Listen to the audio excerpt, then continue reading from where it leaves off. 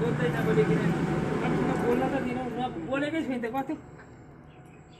बोलेकै छैन त म अनि त्यो दिल दुखो भनेर भन्नुभयो अनि दिल दुखो भन्दाखेरि दिल दुखेको त डाक्टरले निको पार्दैन त आमा भनेर भने मैले त्यो त मलाई पनि थाहा छैन त त्यो दिल निको पार्न त साँझ हो मलाई निको पार्नु त पुऱ्याइदिने मान्छे चाहिएन पुऱ्याइदिने मान्छे चाहिएन भन्नुभयो अब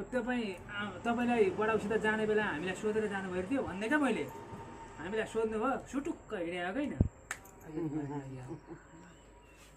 कति साह्रो यति कमला मान्छेको भने अनि सुटुक्क हिँड्नु भएन हामीलाई सोध्नुभयो भने मैले भन्दाखेरि तँ यस्तो तँ उस्तो त्यहाँ तँ मलाई 1000 थोक भन्नुभयो तर मैले एक वचन केही भन्न भने एक वचन नभए किनभने आमाले भनेको कुरा सहनुपर्छ भनेर तपाईँले हामीलाई त्यस्तै संस्कार सिकाउनु भएको थियो गालामा हामीले कुटेको बेला तैँले हात फर्काउन मिल्दैन भन्नुभयो अब त्यही भएर मैले हात नफर्काएको